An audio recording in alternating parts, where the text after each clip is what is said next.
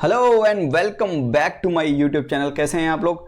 आज हम एक सेंसिटिव टॉपिक के बारे में डिस्कस करेंगे, ड्रग अब्यूज़। सर ये इंपॉर्टेंट इसलिए है क्योंकि जून में अभी एक रिपोर्ट आई है, वर्ल्ड ड्रग रिपोर्ट 2020, और इसको रिलीज़ किया है the United nation office on drug and crime.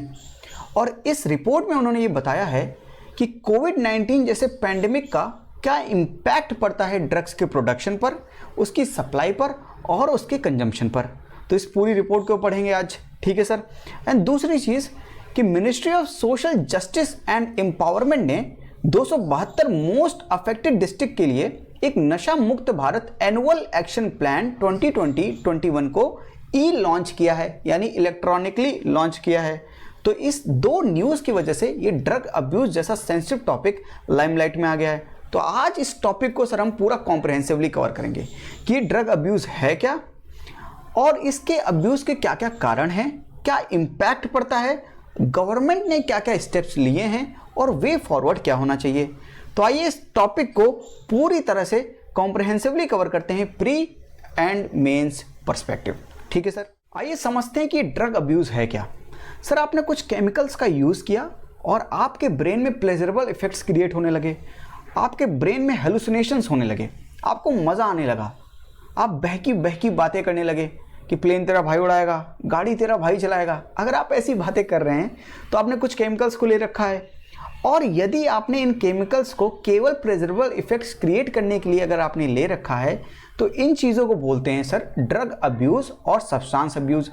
Sir ये सब्सटेंस कैसे हो सकते हैं? ये तो अल्कोहल हो सकता है, ओपिएट्स हो सकते हैं, कोकेन आप ले रहे हैं, एम्फिटेमाइंस, हेलुसिनोजेंस, और अगर आप prescription and over the counter drugs का भी यूज़ इस पर्पस के लिए कर रहे हैं तो उसको क्या बोलेंगे सर?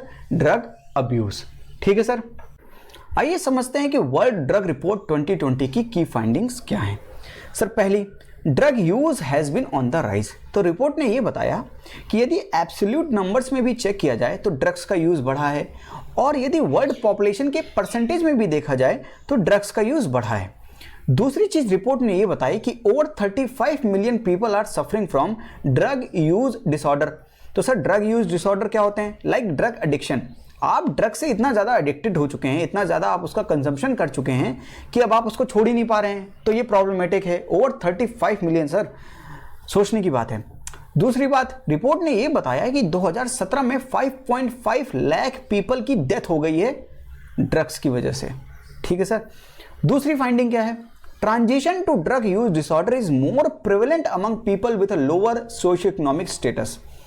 तो रिपोर्ट ये बताती है कि जिसका सोशियो इकोनॉमिक स्टेटस जितना कम है उसमें ड्रग यूज डिसऑर्डर उतना ज़्यादा प्रिवेलेंट है, ठीक है सर।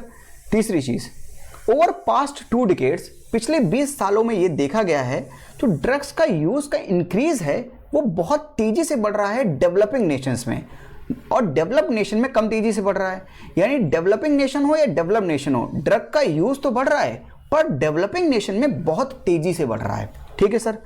और एक चीज ये है कि अगर डेवलपिंग एंड डेवलप नेशन के अर्बन और रूरल एरियाज को कंपेयर किया जाए तो अर्बन एरियाज में ड्रग्स का यूज बहुत तेजी से बढ़ रहा है, ये रिपोर्ट बताती है।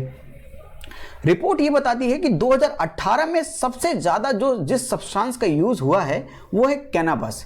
ये कैनाबस भी एक ड्रग्स है जिसका सबसे ज़्यादा यूज़ हुआ है 2018 में, और जो सबसे मोस्ट हार्मफुल ड्रग्स है वो है ओपियोइड्स, वो सबसे ज़्यादा हार्मफुल है, रिपोर्ट ये बताती है। Next, drug market is becoming more complex. तो रिपोर्ट ये कहती है कि जो ड्रग का मार्केट है ये बहुत ज़्यादा कॉम्प्लेक्स हो गया है। सर क्यों?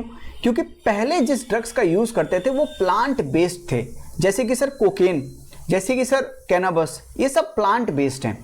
नाउ अब आर्टिफिशियल ड्रग्स का भी यूज़ होने लगा है, और बहुत से ऐसे आर्टिफिशियल ड्रग्स हैं जो इंटरनेशनल कंट्रोल के बाहर हैं, उनमें कोई कंट्रोल नहीं है, तो ये प्रॉब्लमेटिक है। रिपोर्ट ने ये भी फाइंड किया कि जो फार्मास्यूटिकल्स ड्रग्स हैं उनका यूज़ नॉन मेडिकल पर्पस के लिए बहुत ज़्यादा हो रहा है और मेडिकल पर्पस के लिए कम हो रहा है। तो ये फाइंडिंग्स है वर्ल्ड ड्रग रिपोर्ट 2020 की, ठीक है सर। आइए समझते हैं कि कोविड-19 जैसी सिचुएशन के कारण ड्रग्स के ऊपर क्या इम्पैक्ट पड़ा है, और ये भी बताया है वर्ल्ड ड्रग रिपोर्ट 2020 ने। उन्होंने ये बताया है rise in the drug use and drug trafficking. तो कोविड-19 जैसी सिचुएशन के कारण ड्रग्स के यूज में भी इंक्रीज हो गया है और ड्रग्स की ट्रैफिकिंग में भी। देखिए, जब भी ऐसी कोई सिचुएशन होती है, ऐसा जब भी कोई पैंडेमिक आता है, तो सबसे ज़्यादा इम्पैक्ट पड़ता है पूरे सेक्शन ऑफ द पॉपुलेशन, जो सबसे गरीब है, क्योंकि उनके पास पैसे नहीं हैं। इसलिए पैसे कमाने के लिए वो ड्रग्स के कल्टीवेशन में चले जाते हैं, ड्रग्स की ट्रैफिकिंग में इन्वॉल्व हो जाते हैं, और यहाँ तक कि वो ड्रग्स का यूज़ भी करने लगते हैं। तो सबसे ज़्यादा इम्पैक्ट उन पर पड़ता है। दूसरी चीज़ क्या बताई रिपोर्ट ने? Increase risk for drug user among covid patient. तो जिनको अभी कोविड-19 नहीं है लेकिन वो ड्रग्स का यूज़ कर रहे हैं, तो उनका इम्यून सिस्टम इतना अच्छा नहीं है, तो उनको होने की प्रोबेबिलिटी ज़्यादा है। और यदि कोविड-19 उनको हो गया तो उससे लड़ने के लिए जो प्रतिरोधक क्षमता चाहिए उनके पास है नहीं, तो इसलिए उनका रिस्क भी ज़्यादा हो गया। दूसरी चीज़ ये। तीसरी, अल्टरनेटिव ट्रैफिकिंग रूट्स। सर, कोविड-19 में लॉकडाउन के कारण जब पूरे विश्व में लॉकडाउन हो गया तो जो इनके एग्जिस्टिंग ट्रैफिकिंग रूट्स थे सारे बंद हो गए, तो ये अल्टरनेटिव रूट्स पे चले गए। जैसे कि इन्होंने मैरीटाइम रूट, समुद्री रास्तों से सहारा लिया ड्रग्स की ट्रैफिकिंग के लिए। और ये हमें कैसे पता चला? देखिए, इंडियन ओशन में कई ढेर सारे ओपियोइड्स के कंटेनर्स को पकड़ा गया है। इससे हमें ये हिंट मिला कि ये ट्रैफिकिंग अब मैरीटाइम, समुद्री रास्तों से कर रहे हैं। ठीक है सर, तो उन्होंने अपने ट्रैफिकिंग रूट्स को बदल लिया है। और चौथी चीज रिपोर्ट ने यह बताई कि reduce access to drug disorder treatment. अब जिन लोगों को ड्रग यूज डिसऑर्डर्स हैं, यानी जो बहुत ज़्यादा ड्रग से एडिक्टेड हैं, अब उनकी ट्रीटमेंट के लिए वो जा ही नहीं सकते हैं लॉकडाउन में, तो उनके लिए जो एक्सेस है, हॉस्पिटल्स के रास्ते हैं, नशा मुक्ति केंद्र, इन सब के रास्ते अब बंद हो गए हैं लॉकडाउन के कारण। तो ये इम्पैक्ट पड़ा है कोविड-19 जैसे पैंडेमिक का ड्रग्स पे। ठीक है सर, आइए समझते हैं drug abuse in India. As per the UNODC 2020 report, India is also among the countries with highest illicit cultivation and production of cannabis from 2010 to 2017. तो 2010 से 2017 के बीच में जिन देशों ने सबसे ज़्यादा इलीगल कल्टीवेशन एंड प्रोडक्शन किया है कैनबिस का, उसमें भारत भी एक है। ये रिपोर्ट बताई है वर्ल्ड ड्रग रिपोर्ट 2020 ने बताया है। दूसरी चीज़, एम्स की 2019 की रिपोर्ट में यह पता चला है कि जो अल्कोहल है वो most common psycho active substance है जो इंडियंस यूज करते हैं, और अल्कोहल के बाद यूज करते हैं कैनबिस और ओपियोइड्स तीसरे नंबर पे। तो सबसे ज्यादा अल्कोहल यूज करते हैं इंडियंस, दूसरा कैनबिस एंड तीसरा ओपियोइड्स, ये पता चला है, एम्स की रिपोर्ट ने बताया है। और इंडिया में जो सबसे ज्यादा वर्स्ट अफेक्टेड रीजन है ड्रग्स से, वो है north east India, specially Manipur, और उसके बाद नॉर्थ वेस्ट इंडिया में पंजाब, सर उड़ता पंजाब। पंजाब को फॉलो किया है मुंबई ने, देन दिल्ली, देन हरियाणा। ठीक है सर, तो सबसे ज़्यादा मणिपुर, पंजाब नॉर्थ वेस्ट में, देन मुंबई, दिल्ली एंड हरियाणा। तो ये रहा इंडिया में ड्रग्स का अब्यूज़ कैसे हो रहा है। ठीक है सर, आइए समझते हैं कि ड्रग अब्यूज़ के क्या क्या कारण हैं। देखिए, पहला कारण है ज्योग्राफिकल लोकेशन।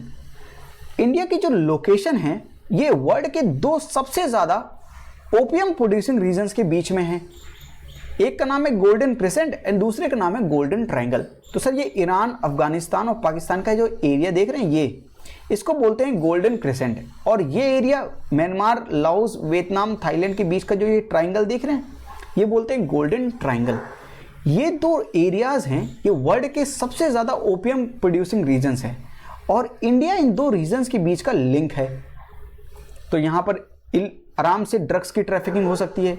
दूसरी बात, इंडिया के पास लॉन्ग कोस्ट लाइन है, हमारी कोस्ट लाइन बहुत बड़ी है, तो हम मैरीटाइम रूट से ईजिली ड्रग्स की ट्रैफिकिंग हो सकती है। तो पहला रीज़न हमारी लोकेशन है, ऐसी लोकेशन है हमारी कि दो वर्ल्ड के सबसे ज़्यादा ओपियम प्रोड्यूसिंग रीजन्स के बीच में आते हैं। ठीक है sir. Second, socio economic factors. Sir socio economic factors का मतलब कि फैमिली हिस्ट्री ऑफ अब्यूज़, दादा पीते थे, परदादा पीते थे, पिताजी पीते हैं, पूरी लॉन्ग हिस्ट्री एडिक्शन की चली आ रही है, तो फिर बच्चे भी एडिक्शन कर रहे हैं। तो पहले तो फैमिली हिस्ट्री ऑफ अब्यूज़ है। दूसरा जो स्ट्रेस, हमारे ऊपर इतना स्ट्रेस है, उस स्ट्रेस को कम करने के लिए हम अल्कोहल लगा लेते हैं, ये ड्रग्स ले लेते हैं ताकि हेलुसिनेशंस होने लगे, हमें मज़ा आने लगे और हम टेंशन भूल जाएं। तो स्ट्रेस का मैनेजमेंट नहीं कर पाते तो हम इन सब चीज़ों का यूज़ करने लगते हैं, या तो हमको मेंटल डिसऑर्डर है, या हम प्रेशर झेल ही नहीं पाते, इतना ज़्यादा प्रेशर एग्ज़ाम का, किसी और चीज़ का प्रेशर है, तो हम इन सब एक्टिविटीज़ के पास जाने लगते हैं, ड्रग्स को लेने लगते हैं। तो सोशियो इकोनॉमिक फैक्टर्स। और सबसे बड़ा फैक्टर तो ये है glorification by the media. Media इस चीज़ को बहुत ग्लोरीफाई करता है कि जब मिल बैठेंगे तीन यार, हम तुम और तो ये ग्लोरिफिकेशन से, एड से यूथ बहुत ज़्यादा प्रभावित होता है, अफेक्टेड होता है और इनकी तरफ ज़्यादा अट्रैक्टेड होता है, तो ड्रग्स का यूज़ करता है फू करने में। सर यही चीज़। Third, weak law enforcement and regulatory control. Sir पहला, इम्प्लीमेंटेशन लॉज। सर हमारे यहाँ लॉज बहुत अच्छे हैं। जैसे हमारा लॉ है narcotic drugs and psychotropic substance act 1985। ये लॉ है पर स्टेट इसको अच्छी तरह से इम्प्लीमेंट नहीं करते हैं। और मैं इसको इस लॉ के बारे में मैं आपको बता चुका हूँ डार्क नेट और डार्क वेब इस कैप्सूल के अंदर। तो अगर ये सेशन आपने नहीं देखा है तो इसको देख लीजिएगा। तो हमारे यहाँ लॉ का इम्प्लीमेंटेशन बहुत अच्छे से नहीं है। दूसरी चीज़, डेवलपमेंट इन टेक्नोलॉजी। तो अब डार्क वेब, डार्क नेट का यूज़ होने लगा है ड्रग की ट्रैफिकिंग के लिए, और जो हमारा स्टाफ है वो इतना ज़्यादा ट्रेंड नहीं है इन टेक्नोलॉजी में। तो अब ये लोग ड्रग्स के ट्रैफिकिंग के लिए टेक्नोलॉजी का यूज़ करने लगे हैं। तो ये प्रॉब्लमेटिक है क्योंकि हम इनको पकड़ ही नहीं पा रहे हैं। अभी कुछ दिनों पहले ही ड्रग्स डार्क वेब जब मैंने आपको पढ़ाया था उसमें मैंने आपको बताया था कि देश का सबसे पहला dark net psychotropic substance narcotics operatives हैं, उनको पकड़ा गया है। नारकोटिक्स कंट्रोल ब्यूरो ने पकड़ा था। तो सर अभी हमने कुछ को पकड़ लिया है, पर ये लोग जिस रूट से अब जा रहे हैं, dark net, dark web, technology का यूज़ कर रहे हैं, तो इनको पकड़ना बहुत ही मुश्किल हो रहा है। और उसके ऊपर ये लोग क्रिप्टो करेंसी का यूज़ करते हैं, तो इन क्रिप्टो करेंसी को भी हम पकड़ नहीं सकते हैं क्योंकि ये डिसेंट्रलाइज्ड है। ये सब प्रॉब्लम है, टेक्नोलॉजी की वजह से ये ट्रैफिकिंग ईजिली कर पाते हैं। तीसरी चीज़, licitly produce opium for pharmaceutical sector is diverted to India through illicit channels in India. देखिए, जो लीगली प्रोड्यूस्ड ओपियम है जो फार्मास्यूटिकल सेक्टर के लिए बनाया जाता है, उसको इलीगल चैनल से इंडिया की तरफ भेज दिया जाता है। तो जब ड्रग्स की अवेलेबिलिटी रहती है तो लोग ड्रग्स का यूज़ करते हैं। ये सब कॉजेस हैं ड्रग्स के अब्यूज़ में। ठीक है सर, ये समझते हैं ड्रग्स के अब्यूज़ का क्या इम्पैक्ट पड़ेगा। सर पहला इम्पैक्ट है threat to demographic dividend. Demographic dividend का मतलब जो 18 से 35 साल के जो यूथ है वो बहुत ही ज़्यादा प्रोडक्टिव होता है और उसकी पॉपुलेशन इंडिया में बहुत ज़्यादा है। तो sir we are at the verge of demographic dividend. पर अगर ये यूथ ड्रग्स का कंजम्पशन करने लगा तो ये अनप्रोडक्टिव हो जाएगा, प्रोडक्टिव नहीं रहेगा। तो हमारा जो ये डेमोग्राफिक डिविडेंड है ये डेमोग्राफिक डिजास्टर में चेंज हो जाएगा। ठीक है सर, तो पहला खतरा हमारा डेमोग्राफिक डिविडेंड के ऊपर है। दूसरा, इम्पैक्ट ऑन फैमिली। तो सर फैमिली पे इम्पैक्ट पड़ेगा। अगर हम ड्रग्स लेंगे तो हमारे रिलेशनशिप्स पे इम्पैक्ट पड़ेगा, फैमिली में इंस्टेबिलिटी आएगा। सर इकोनॉमिक, जो आपकी इकोनॉमिक कंडीशंस है वो भी खराब होने लगेंगी। तो पूरी ओवरऑल फैमिली पर भी एक बुरा इम्पैक्ट आता है। तीसरी चीज़, strong link between injecting drug use and spread of HIV and AIDS. Sir ये इंजेक्टिंग ड्रग यूज़ क्या है? तो सर जो इंजेक्शन से ड्रग्स लेते हैं उसको बोलते हैं इंजेक्टिंग ड्रग यूज़। इसका और HIV एड्स का डायरेक्ट कनेक्शन है। तो सर जितना ज़्यादा लोग इस इंजेक्शन का यूज़ करते हैं और HIV दोनों के स्प्रेड में एक डायरेक्ट लिंक है। ठीक है sir. And fourth, prone to money laundering and terror financing. Sir जब इलीगली हम ड्रग्स का ट्रैफिकिंग कर रहे हैं तो उससे जो पैसे आ रहे हैं तो हम लीगल मनी तो यूज़ नहीं कर सकते हैं, तो इलीगल मनी यूज़ करेंगे तो मनी लॉन्ड्रिंग होगी। दूसरी चीज़, टेरर फाइनेंसिंग, तो वही पैसा टेरर के लिए भी यूज़ किया जा सकता है। ये इलीगल नेचर जो है ड्रग्स की ट्रैफिकिंग का, ये इन दोनों को बढ़ावा देता है, मनी लॉन्ड्रिंग को भी और टेरर फाइनेंसिंग को भी। तो ड्रग्स के अब्यूज़ के ये सारे इम्पैक्ट होंगे। ठीक है सर, आइए समझते हैं कि गवर्नमेंट ने क्या क्या स्टेप्स उठाए और क्या क्या लीगल फ्रेमवर्क है हमारे पास इस ड्रग मीनेस से डील करने के लिए। देखिए, पहला है article 47 of the constitution. Article 47 of the constitution ये कहता है कि गवर्नमेंट ऐसे स्टेप्स उठाए ताकि ये जो ड्रग्स हैं जो हेल्थ के लिए बहुत ज़्यादा इंजूरियस हैं, इन सब ड्रग्स के कंजम्पशंस को रोका जा सके। तो आर्टिकल 47 हमारे पास है। दूसरा, narcotics drugs and psychotropic substance act 1985 ये कहता है कि जो भी ऑपरेशंस होते हैं ड्रग्स में एंड साइकोट्रोपिक सब्सटेंस में, उसका कंट्रोल एंड रेगुलेशन किया जा सके। ठीक है सर, और इसीलिए नारकोटिक्स कंट्रोल ब्यूरो का गठन किया गया था। ये नारकोटिक्स कंट्रोल ब्यूरो देख रहे हैं मेरे ऊपर, इसका गठन किया गया था ताकि ये इलिसिट ड्रग की ट्रैफिकिंग से लड़ सके और जो इलीगली हम ड्रग सब्सटेंस का यूज़ कर रहे हैं उसको बचाया जा सके, उसके यूज़ को कम किया जा सके। तो ये नारकोटिक्स कंट्रोल ब्यूरो का काम है। तीसरी चीज़, Ministry of Social Justice and Empowerment has prepared a national action plan for the drug demand reduction for 2018 to 2025। तो मिनिस्ट्री ऑफ सोशल जस्टिस ने ये प्रोग्राम चलाया है। इसमें वो क्या करेंगे, जो एडिक्टेड लोग हैं उनको डी एडिक्टेड करेंगे, उनका रिहेबिलिटेशन करेंगे, उनको एजुकेशन देंगे, ये सब काम करेंगे।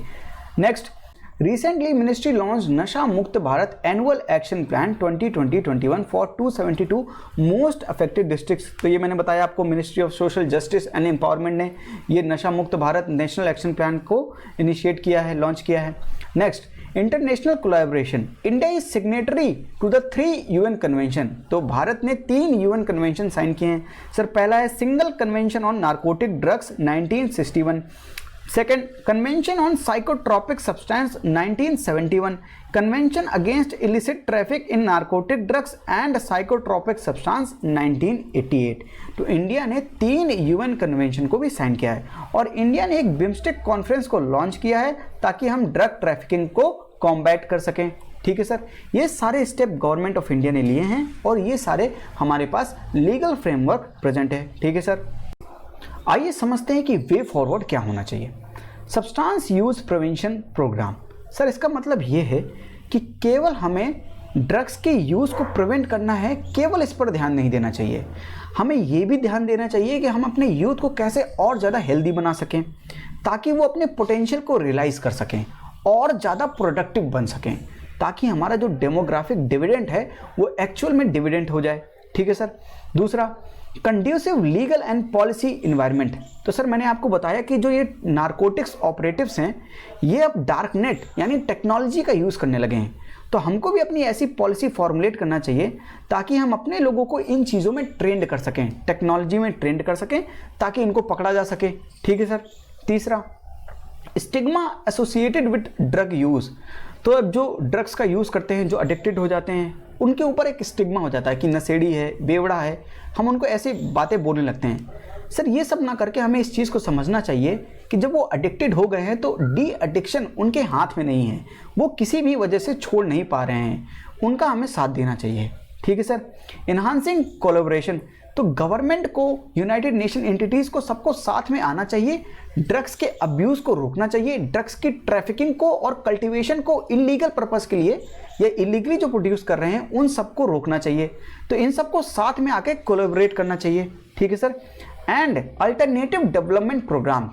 सर, कोविड-19 जैसे पेंडेमिक जब आएगा तो जो सबसे ज़्यादा पुअरेस्ट लोग होते हैं, जो गरीब होते हैं, उनके पास पैसे नहीं होते हैं, तभी वो इलीगल ड्रग्स का प्रोडक्शन करते हैं, तो उनके लिए डेवलपमेंट प्रोग्राम चलाना चाहिए ताकि उनको किसी भी चीज़ की कमी ना हो और वो ड्रग्स के कल्टीवेशन, ड्रग्स की ट्रैफिकिंग को और ना जा सकें। ठीक है सर। तो ऐसे कुछ स्टेप्स भारत सरकार को और उठाने चाहिए। ठीक है सर। तो ये रहा comprehensive analysis in drug abuse. तो आपको कैसा लगा ये मुझको बताइएगा। ठीक है सर। और कल मैं आपके लिए बहुत धमाकेदार सरप्राइज ला रहा हूँ, तो आप कल का वेट कीजिएगा। और अगर आपको ये वीडियो पसंद आई है तो वीडियो को लाइक कीजिएगा और मेरे चैनल को सब्सक्राइब कीजिएगा। होप तुषांत यादव।